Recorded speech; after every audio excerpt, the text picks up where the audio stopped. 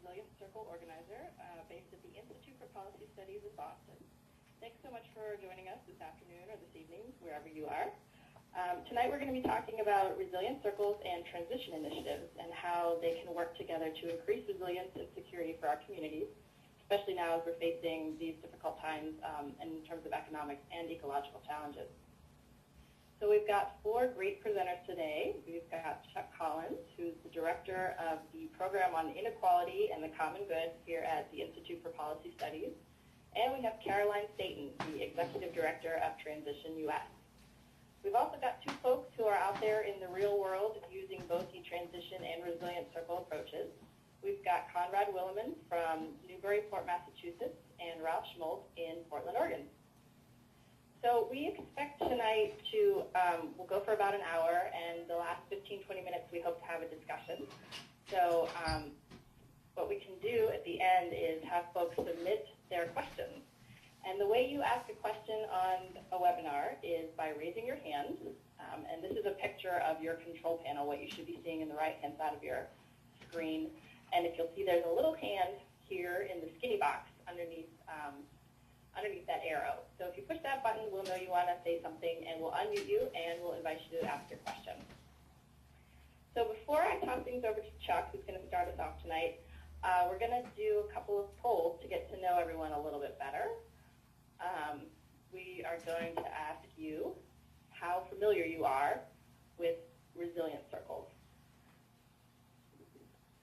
So on a scale of 0 to 3, tell us how familiar you are with resilient circles, or common security clubs as they're also known. 0, not at all. 1, you have some idea what a resilient circle is. 2, you know about them but you're not part of a circle. Or 3, you are actually part of a resilient circle or club.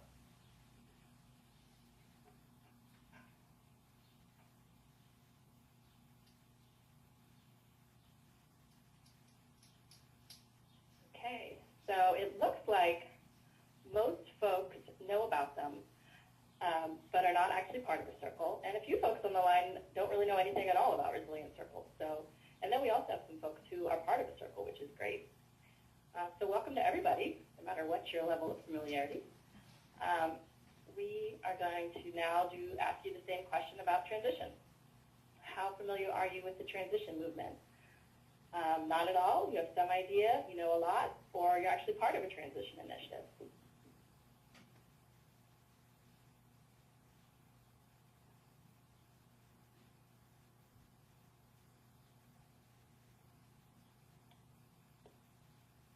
Waiting a few more folks are still voting.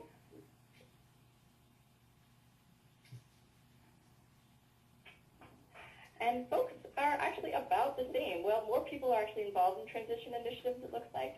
And a lot of folks, again, the majority, know a lot about it but are not actually part of an initiative. So that's great. That's really helpful for us to know. From here, I am going to pass the presentation over to Chuck Collins, who, as I said, is the Director of Inequality and the Common Good here at the Institute for Policy Studies. And let's give this over to Chuck.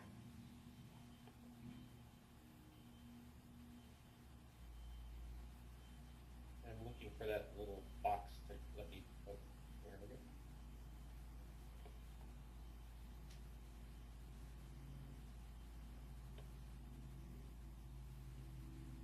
Hi, Sarah. I don't see the thing that allows me to share my screen. Okay, let's try again. Oh. Are you seeing it now? No. Okay, take it back. And try again. There we go.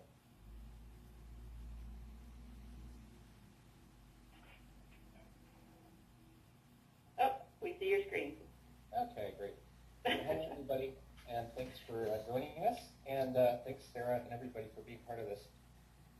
You know, I think that the context for this conversation about both the transition movement, the transition towns, and resilient circles is recognizing that both our economy and ecology are going through really deep changes, and that we need to prepare for that.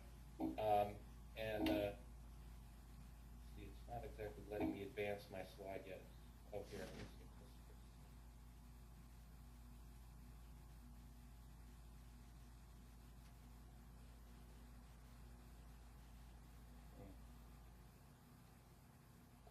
So, without going into a lot of context about the changing economy, I would say that, the fundamental causes of the economic meltdown that we lived through in 2008 have not gone away and haven't been fundamentally fixed. And so I would characterize that we're entering into a period of deep shift, and that the economy and the ecology are interacting in a way that means that we're really entering into a period where the entire model of economic growth that we've lived with is about to be changed, is shifting. We're entering into the sort of post-oil boom period, and we also have the challenges of climate change, and we have a economy that was built on low-cost energy and oil.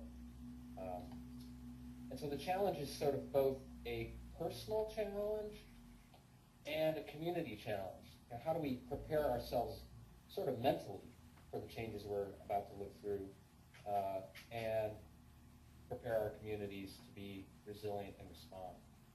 And I was part of early efforts in the 2008 to help start resilience circles, and more recently in the last couple of years have learned about the transition town movement.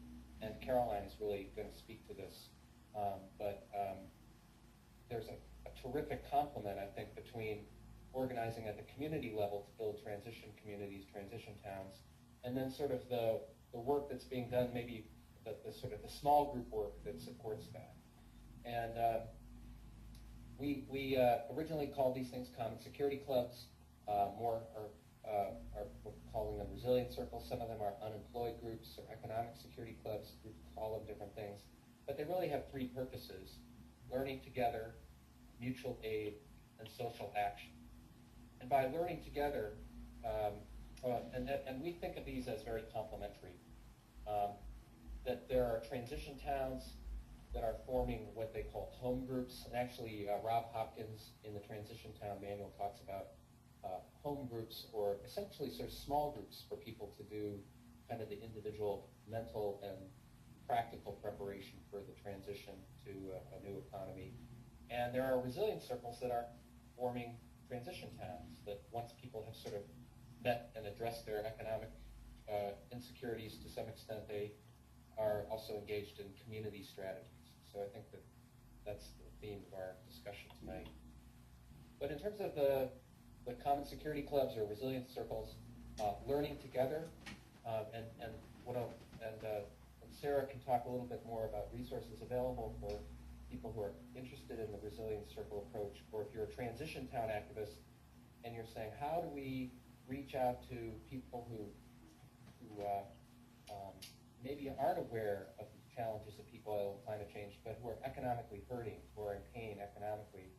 The Common Security Club or Resilience Circle might be a way to link people in.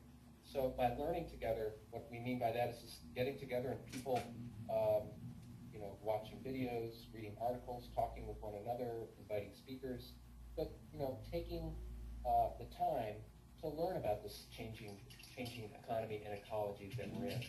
And it's very hard to do it alone. And I think that's what we're trying to say. Is, there's a lot of information out there about the kind of depressing information, and one of the ways that we can deal with that and move forward is to engage with it in a community.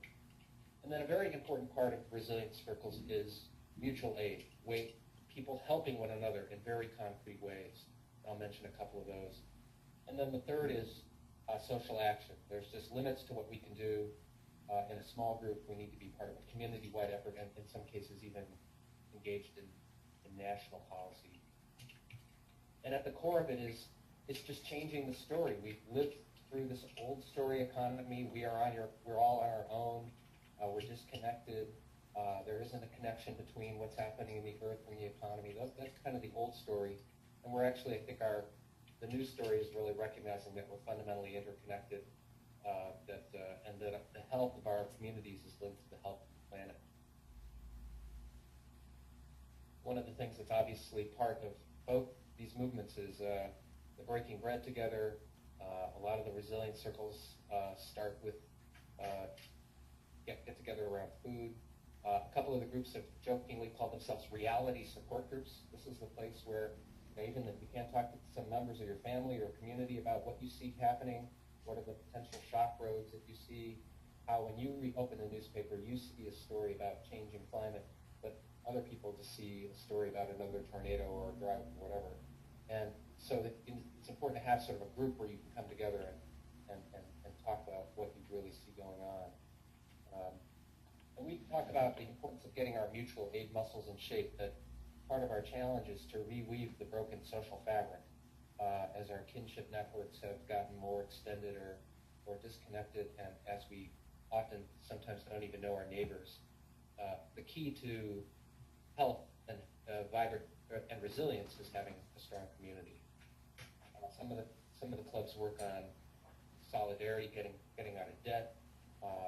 Some of the early clubs that I was involved with came together around looking at issues of debt and indebtedness as a sort of way to move forward. Here in the Northeast, a lot of the clubs have done kind of round-robin weatherization and mutual aid to sort of prepare for winter.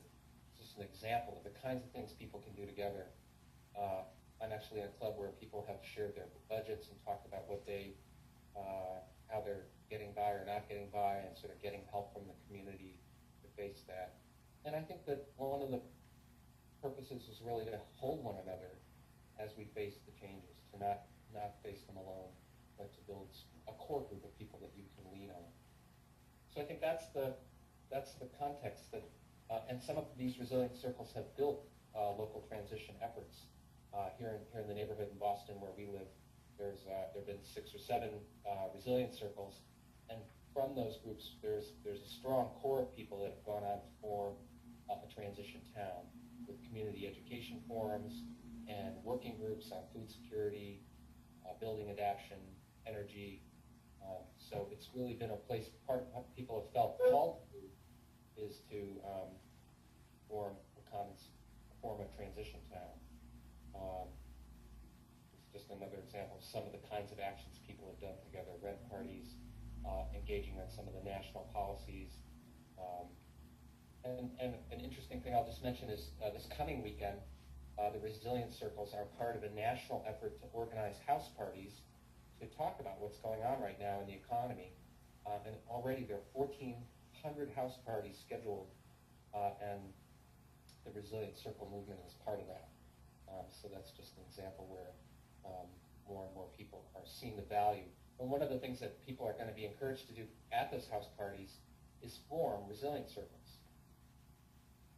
So at this point, we know there are 125 clubs and circles of various kinds, and there are a whole bunch of resources at localcircles.org, including a 7-part curriculum that sort of helps people organize the first couple meetings to move along. And a lot of those resources point to the importance of forming and being part of a transition initiative.